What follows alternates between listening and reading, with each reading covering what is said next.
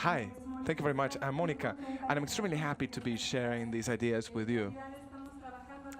And we work in this in the pedagogical team. These are in progress ideas. It's a bit of a draft, but this question on the contingency has for driving new practices in museums. Yesterday and today have been wonderful. Have been really wonderful presentations. I thank you all for that. Just to locate, to contextualize, we are doing this research. I come from the MUAC. This is the University Contemporary Art University Museum from the Autonomous University of Mexico. It is in the city of Mexico, and we have the luck of having the museum right in the center of the campus, university campus. It is a challenge, though, because we still have to work towards, linking the different faculties and so on, and in order to penetrate the collective imagery of the students as well. And when I started working at the museum with the pedagogical program, the first thing that I did was to talk with my colleagues, my co-keepers, and so these are the 6 different coordinations that are part of the museum. And So this contingency, and again, I owe a lot to my museum team, Museum of this Contemporary Museum of Art at UNAM. Also, to give you more context about this program, these 6 different coordinations or areas deal with mediation, not necessarily actually digital mediation, digital tools that we have developed as learning tools. Another dimension of this mediation is the audiovisual part, and we present capsules for spreading art. There's another area with regards to enrollment from other institutions, and another one about critical museology, which is basically the area that allows us to rethink the barriers or the borders of our museums and to work with other communities. As a matter of fact, my colleague that is responsible for that area, Miriam Baron, is also with us today, and the truth is that some of these matters are inspired by her daily work and everything that she has contributed to this museum since it was founded in 2008. I would like to share with you some questions. And this came out as the result of a dialogue with Herman Pali. So the questions that I confronted when I began to work in this pedagogical program are of this: under what strategies can we ground the speech of Moak to create reflection, critical reflection? In other words, museology that is self-reflective and in constant evaluation.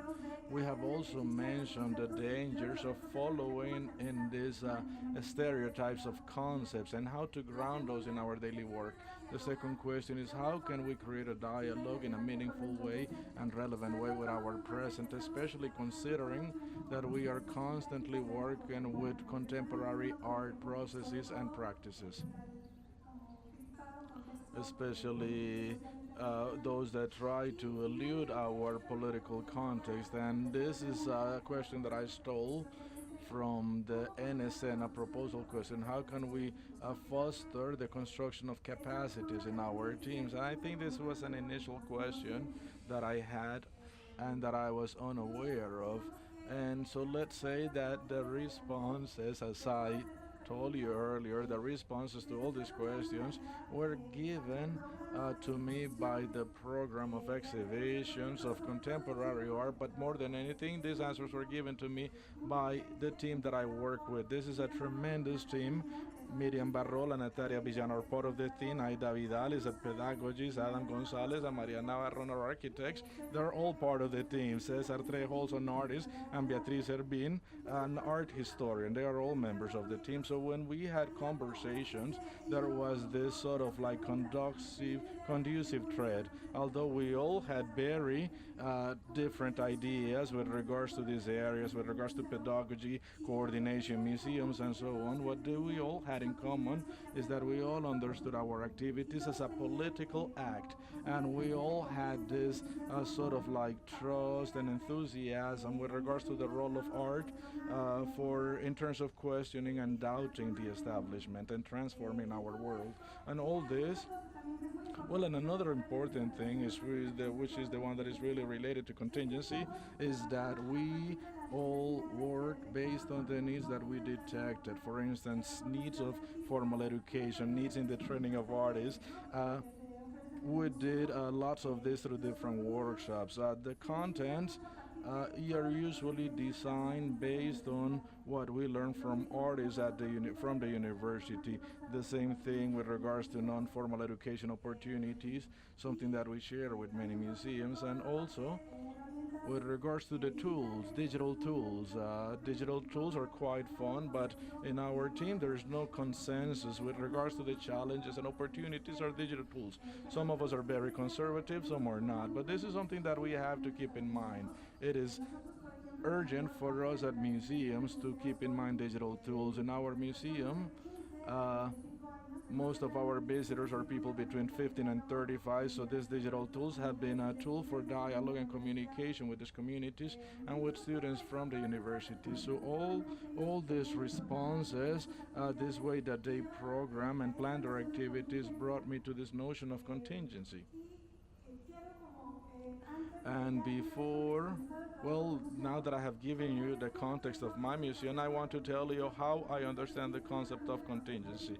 Because I do think that it is a conceptual tool and an engine to reimagine the routine or daily work of museums. Contingency, we think, is something that is urgent. However, contingency in philosophy also means something that is not necessary.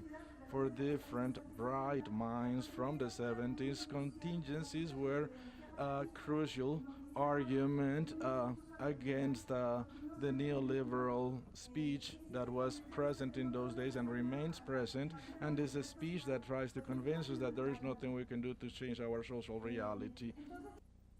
So these two sides of contingency, basically, why if something is not necessary, that actually allows us to dismantle the given orders, it makes us anchor this very first philosophical concept on very specific questions for our program, which I have written them before.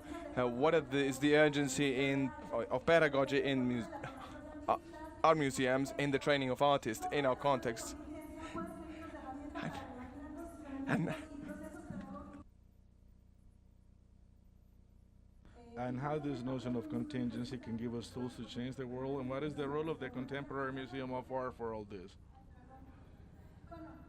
I apologize. Maybe we can speak about this later on, and I apologize for taking so long, taking so much time. I got really excited.